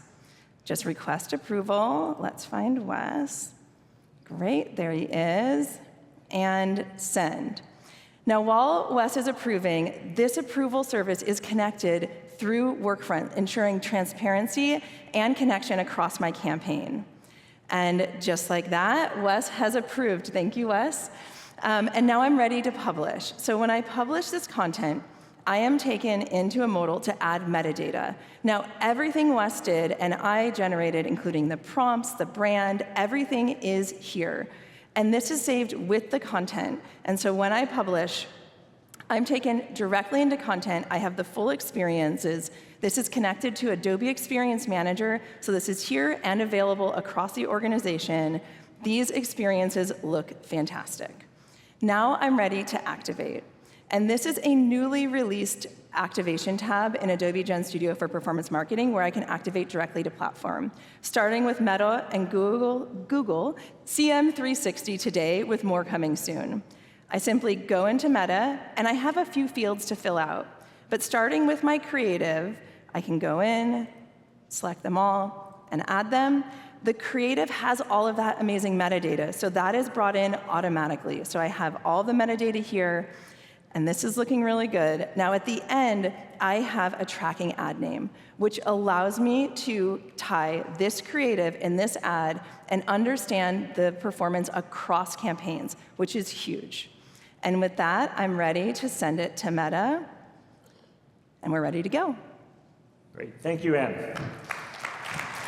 So, GenStudio for Performance Marketing launched in October of last year, and it's great to see how fast partners are lining up to make the platform richer and richer. It's great to see, of course, Meta and Google CM360 available today, and with many more ad platforms coming in the very near future. But the other thing, when we spoke last year at Summit around everything we're doing with GenStudio, that we got asked a lot, in addition to the brand checker, which I think was the hit of the show last year, was around compliance. All of you have to work, especially those of you in highly regulated industries, have to work with a legal and compliance check. And it's been great to see partners like PwC develop an AI solution for medical, legal, and regulatory reviews for the pharma industry, as an example, and integrate that directly into the compliance checks that we do in GenStudio. So we're very excited about the partner ecosystem building around this. And GenStudio, again, has made a huge difference for us. We've been using it very significantly for actually well before it launched. Dentsu is another agency and a partner that has a great example of how they've embraced this. They're delivering assets 70% faster across 145 markets using GenStudio and for performance marketing. So excited about what this means and really encourage all of you to learn more about it at the show. Okay, almost done. So we now have our campaigns in market. The big question then is, how do you measure the campaigns and track true performance, not just at a macro level, but get into the actual efficacy of the content itself? And now we're going to go back to Anne for her final debut to talk a little bit about how she takes all of this work that's in market and starts to analyze the benefits that it's having or ways to improve it. Anne? I am so excited to jump forward to running this campaign. Note, the data you're going to see is fictitious, but the need is very real. So back in Adobe GenStudio for performance marketing, I have a view of my campaigns, performant assets, and approvals. This gives me and my executive team a snapshot of everything going on. But we're here to see how the campaign is doing, and for that, we're going to jump to Insights. Now, in Insights, I can see how everything is performing with visual reporting right here. But I can understand not just what, but actually why this creative is doing well and why the ad is doing well. I could create variations, run optimizations, and new experiments all right here. And this is awesome. But sometimes I need to have more data, to do more in-depth analysis, to understand across ads and audiences. And for that, I'm super excited to announce Adobe Content Analytics launching now. So what's amazing about Adobe Content Analytics is I have performance insights, and these AI-powered insights are telling me so much information. I can understand conversion trends, forecasts, I could see anomalies, I can see high-performing assets and potentially low-performing assets with content fatigue. These amazing attributes, I can see how the different colors are performing, I can see tone of voice, so much information here. But what's great is that this information isn't just here. It's connected across all of Adobe. So it's connected across the Adobe Experience Platform and the data you just saw in GenStudio for performance marketing. This is incredible. Now, from here, one of the most powerful things that I can do in Adobe Content Analytics is understand these performance insights by campaign and region, but also by audiences. This is awesome, and before today, I couldn't do this. To do it, I just find the audience I'm looking for, and then I simply drag it up to the filter, and then all of my information is filtered by that audience. So now I have performance insights for the Adobe Max London campaign in the UK for students. And you can see I have a whole new set of AI-generated insights, as well as updated assets and color palettes. So if I wanted to target students in the UK for Adobe Max, I know that I should be using more green than red. Now, this is amazing, and connecting all of these insights allows me to have a new view of data, experiences, and creative assets across Adobe. Back to you, David. Thank you, Anne. And thank you, Wes. So I will tell you, this has fundamentally changed the way that we operate and the way we think about it. We used to look at campaigns and whether a campaign was working or not, but now to be able to track not just the effectiveness of the campaign, but the effectiveness of the content in the campaign is a game changer for us. And not just the content, but the attributes. The colors that are actually driving the most activity and action, the semantics of the images. Are dog images selling better or cat images? Always dog images. But the question ultimately is, how do you then start to take this and really leverage it in your organization? Well, the best way to do that is to try it. I'm excited to say that Content Analytics is available this month, but not just that. We're also announcing today the introduction of GenStudio Foundation, which is in beta now.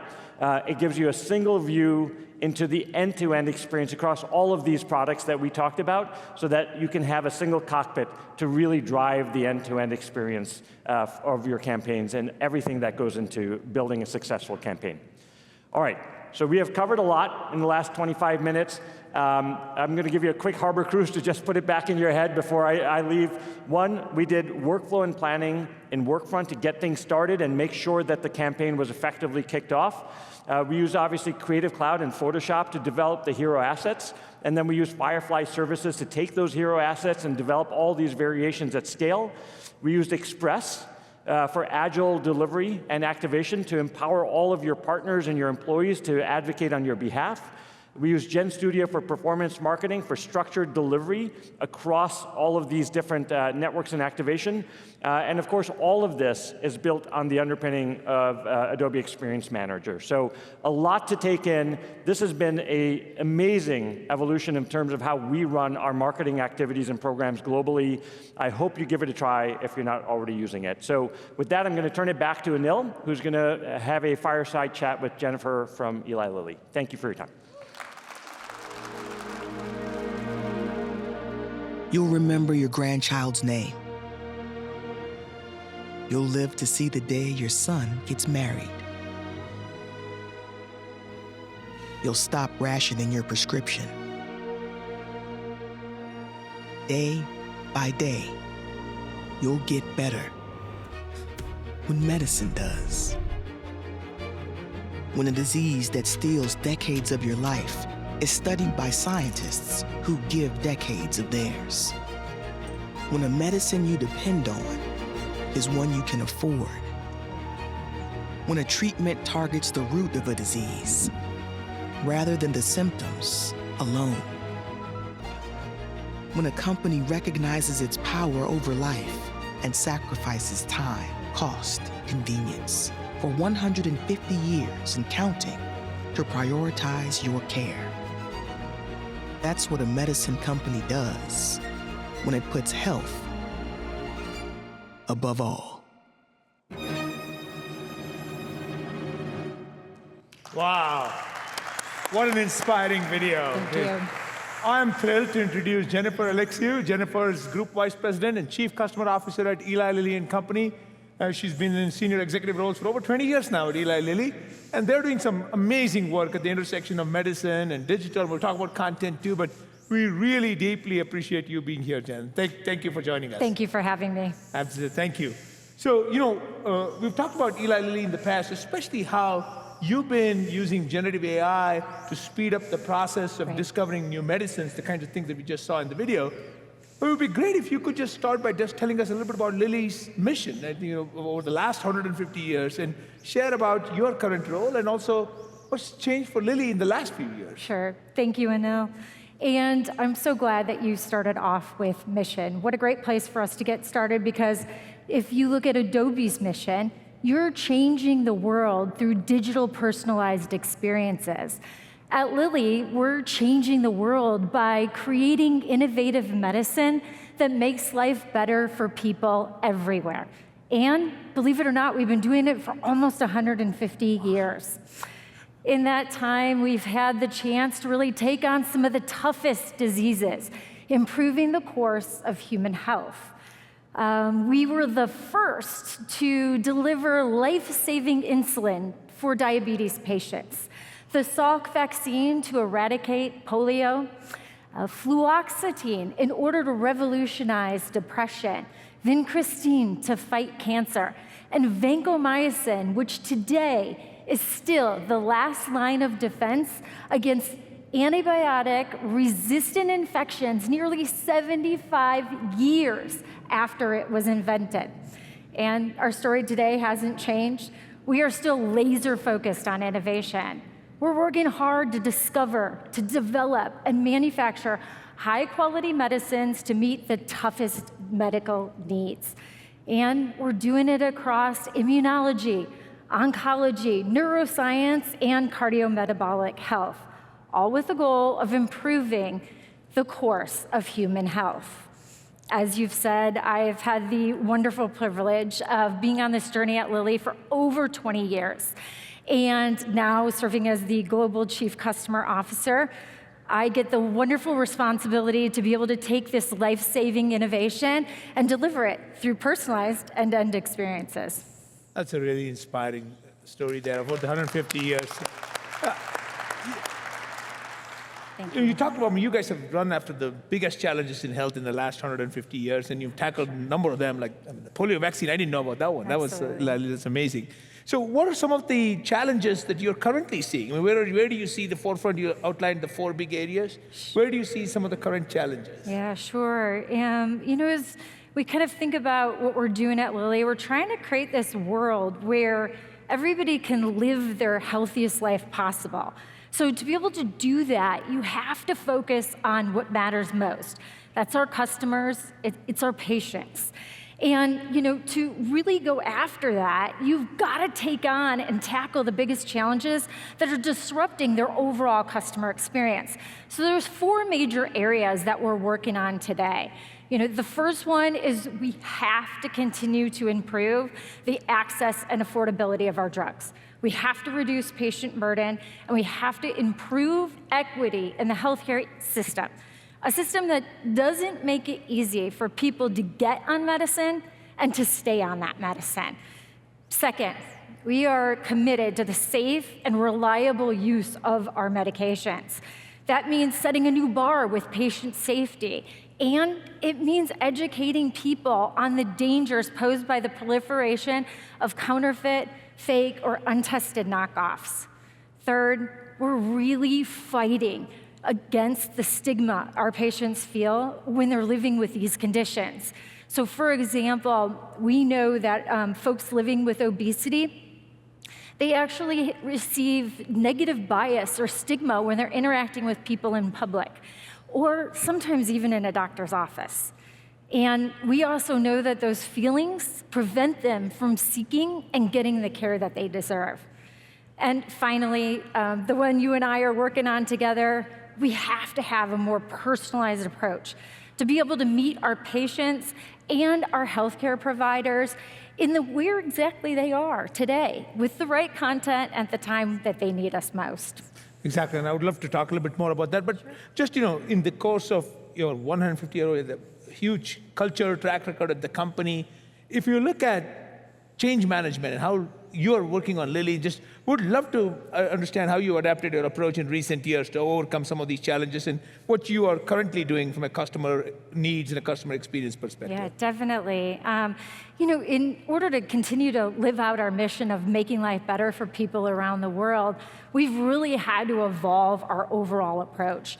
In fact, looking in the audience, and we've learned so much from so many of you, Coca-Cola, NVIDIA, Unilever, Procter & Gamble, Microsoft, and of course Adobe, that to truly improve the connection that we have with our customers, we have to deliver compelling content. And we have to do it at the key cultural moments that matter most. We've also learned from all of you that we've got to change how we're thinking about our interactions. Instead of moving from a tactic by tactic basis, we really are going after holistic health and understanding the entire journey that a patient is on when they're suffering from a disease. In fact, some of you might have seen it in the video that we kicked off this conversation with. We're really trying to live out our brand truth of health above all. It's how you should see us when we show up to work. It's how we talk about what Lilly stands for. It shows up in the partnerships that we have, the sponsorships that we sign, and it also shows up in the solutions that we deliver directly to our customers. Maybe one example that we should share is Lilly Direct, that was launched in 2024. Lilly Direct was actually the first to market direct-to-consumer healthcare platform that actually spanned the entire journey of our patients. So if you're a patient and logged on to Lilly Direct, you had the opportunity to access more information about the condition you were suffering from. You also had a chance to be able to maybe find a doctor that was close to your home, or you could do a telehealth visit. If you were prescribed a Lilly treatment, we could ship that medicine directly to your house. And of course, we had support services that were helping you stay adherent to the treatment plan that your doctor prescribed. Now, those support services also had an opportunity for people to access content to make better, healthier lifestyle changes.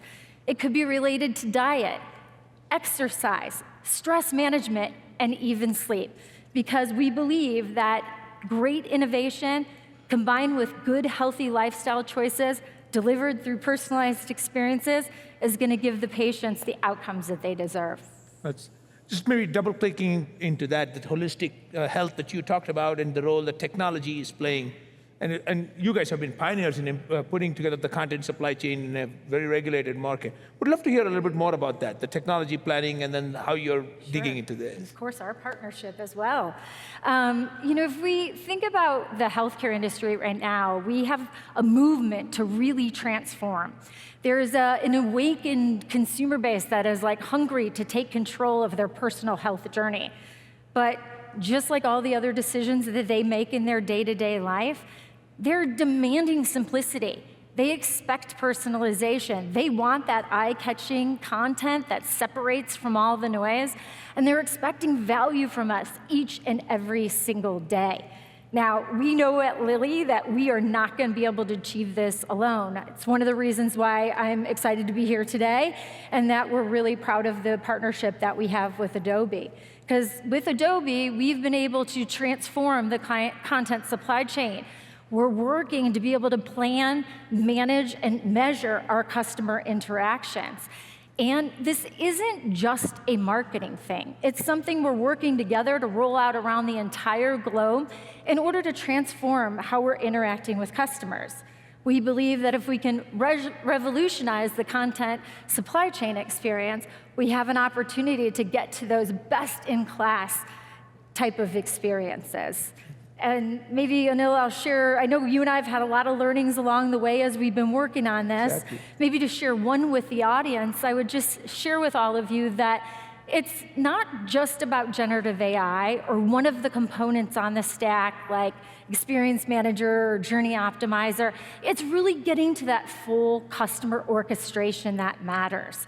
And that is something I know we are really working on together, and I look forward to doing even more of that to come. Exactly, and a lot of the innovations that we saw today have been inspired by the partnership and the feedback that we've had from you. Really terrific work that you and the Lilly team are doing. So just maybe looking forward as you continue the mission, what's coming next? Sure. Well, I think you can tell, and I hope all of you will say the same.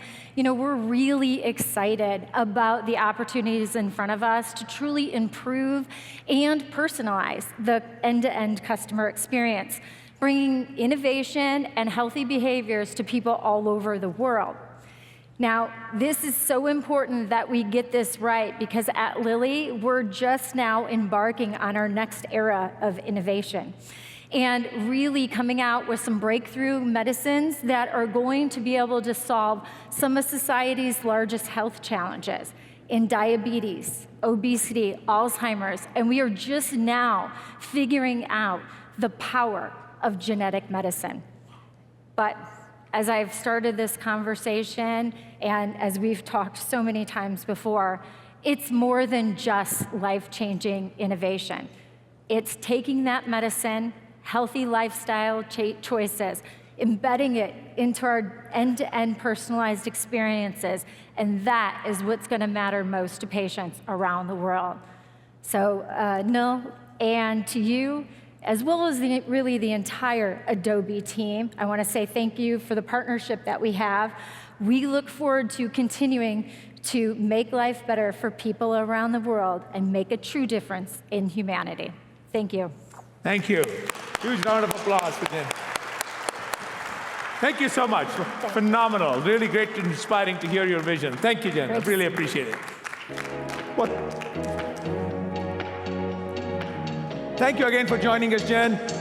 You know, we have covered a lot of ground this morning, all focused on supporting you in this new era of customer experience orchestration, and to help you deliver personalization at scale, specific to the individual with the help of AI. So, as we wrap up, a couple of things to call out. Couple of things to call out about the strategy keynotes that are coming up. Please attend the strategy keynotes this afternoon. We'll cover content today in great detail with the content supply chain. Tomorrow, we're going to cover the data and the journeys in a lot more detail through both the unified customer experiences as well as the B2B go-to-market orchestration. Today we have two strategy keynotes coming up. The two strategy keynotes coming up today will start after the break. So I encourage you to attend both of those strategy keynotes. They'll go deeper into the areas we have discussed, with sessions focused on agentic AI and the content supply chain, and featuring experts from our team as well as industry leaders. Second, if you have not downloaded the Adobe Summit app, please do so now.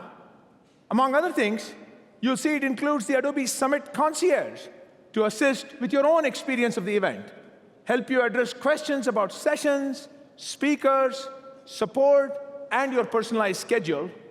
It'll also help you get more information about the product innovations that we announced at the keynote today. And finally, a big thank you to our partners who are sponsoring Summit. You can learn more about them in the Community Pavilion.